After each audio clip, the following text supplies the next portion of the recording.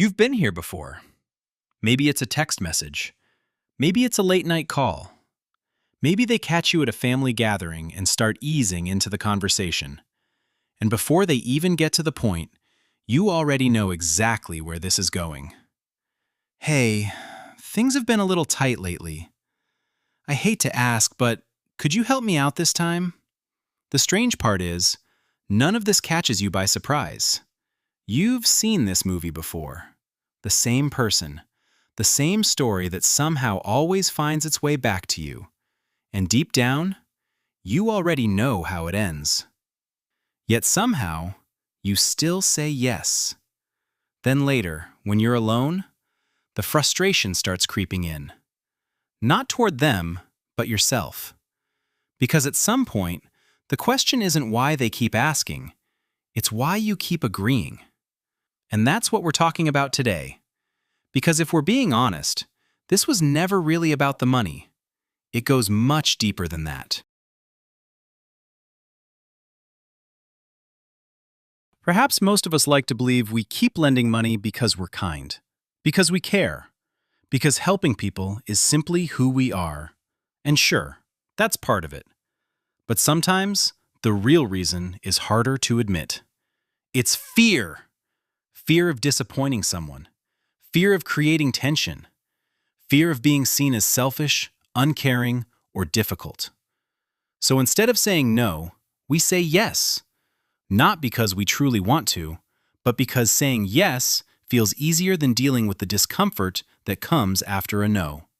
Psychologists call this the fawn response, the tendency to keep people happy in order to avoid conflict, rejection, or criticism.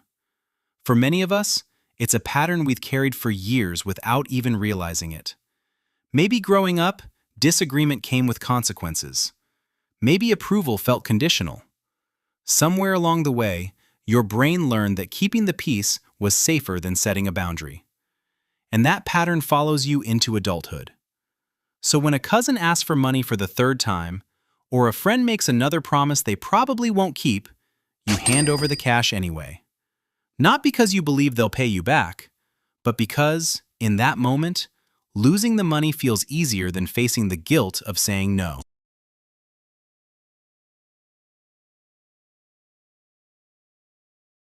Here's something we don't talk about enough. For some of us, being the dependable one isn't just something we do, it's become part of who we are.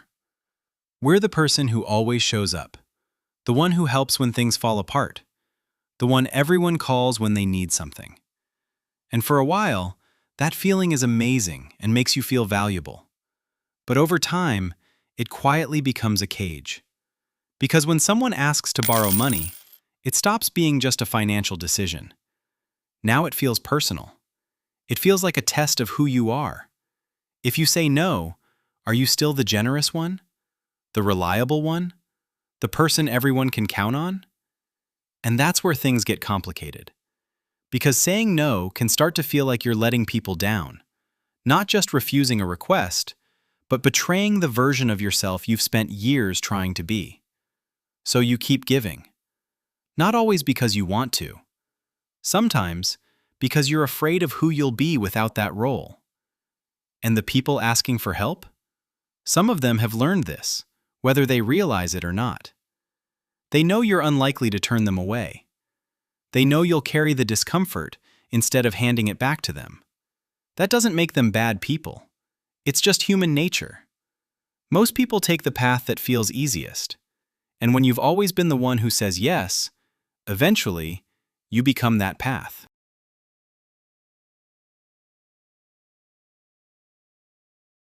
Now that we're here, perhaps you already know who it is. Ask yourself these questions. How many times have they borrowed money? And how many times have they actually paid it back? Every time they ask, all the promises sound the same. Don't worry, I'll pay you back. This is the last time. You can trust me. And every time, you really don't want to, but you have to believe them. Because believing feels easier than accepting the truth. That this isn't a one-time situation, it's a pattern. And patterns tell us far more than promises ever do. The hard part isn't seeing the pattern, it's accepting what it means. Because once you do, something has to change. You have to set a boundary. You have to have a clear conversation. You may even have to let go of the relationship, which we often call toxic. But instead, we tell ourselves comforting stories. They're just going through a hard time. Things will get better soon. They mean well, they're just struggling right now. And maybe that's true. Yet the point is, someone else's struggles don't automatically become your responsibility. You can care about someone and want the best for them. However, you still have your own life that you also have to care for too. Therefore, while compassion is valuable, being too lenient can lead to a vicious cycle of mental and financial exhaustion.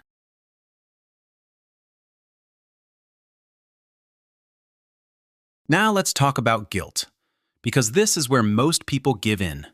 The moment you finally say no, the response often sounds familiar. I thought you were my friend. I guess I know where I stand now. Family is supposed to help each other. And suddenly, you're the one who feels guilty. Not them for asking, not them for the unpaid loans, but you. Just because you are protecting your own money and for saying no. Whether it's intentional or not, this kind of pressure works because most of us hate disappointing people. We'd rather sacrifice our own comfort than sit with someone else's disappointment. But here's something you have to remember. Guilt isn't always a sign that you've done something wrong. Sometimes it's just a sign that someone didn't get the answer they wanted. Their frustration doesn't mean your boundary is unfair. It simply means your boundary is inconvenient for them. And that's a difficult truth to accept, especially when the person standing in front of you is someone you care about. But you're not responsible for keeping everyone happy at your own expense. The more you learn to tolerate that discomfort instead of giving into it, the easier it becomes to stand by your decisions, and the stronger your boundaries become.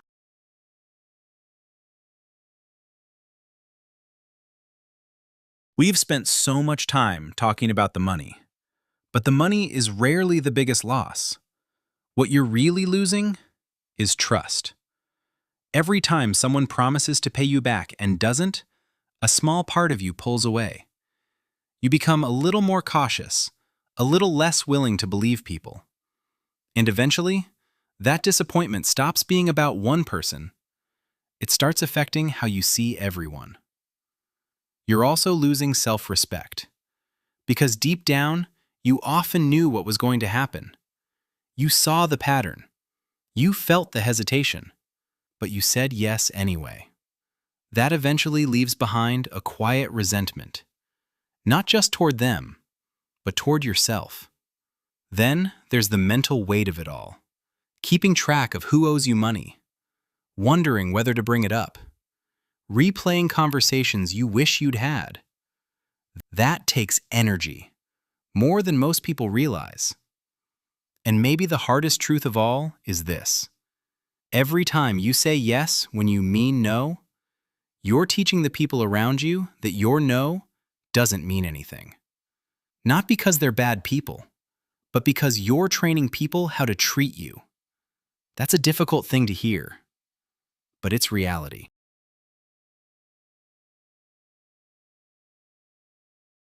So what do you actually do? Here is how to break the cycle. First tip. Stop feeling like you have to answer immediately. When someone asks for money, give yourself space. Let me think about it and get back to you. That simple pause can change everything. It gives you a chance to ask yourself, do I really want to do this? Or am I just trying to avoid the discomfort? Second tip. Decide on your own boundaries right now, before anyone shows up. Maybe it's, I don't lend money to people who still owe me money. Or, I only lend an amount of money that I'm completely okay never getting back. With this, the clearer your rule, the less likely guilt is to negotiate it away. Third tip. Learn to say no without explaining yourself to death. You don't owe anyone a 5-paragraph essay about why you can't lend money. I'm not able to lend money right now. That's enough.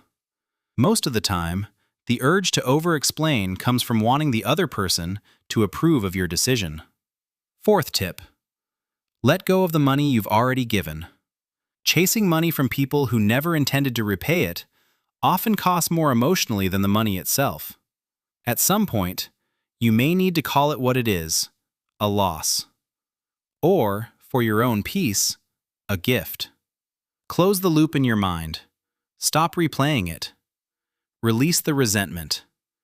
Not because what happened was okay, but because carrying it forever only keeps hurting you. And finally, be honest with yourself. Why do you keep saying yes? Is it fear of conflict? Fear of disappointing people? The need to feel needed?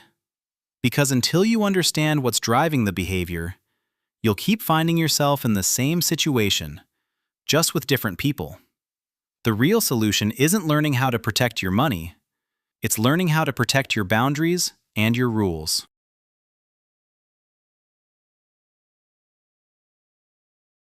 In the end, the reason you keep lending money to people who never pay you back isn't that you're weak or naive. It's because you're someone who genuinely cares. But somewhere along the way, caring became confused with obligation, and saying yes started feeling easier than setting a boundary. The good news is that those patterns can change, because protecting your money isn't just about protecting your bank account. It's about protecting your peace, your time, your self-respect. And sometimes, it's even about protecting the relationship itself. Just remember this: you can love someone and still say no. You can care about someone and still protect yourself. Those aren't contradictions. They're signs of healthy boundaries. If this hit close to home, you're not alone. And if this message resonated with you, share it with someone who might need to hear it, okay? Sometimes the most valuable thing we can give another person isn't money. It's a perspective that helps them finally break a cycle. I'll see you in the next one.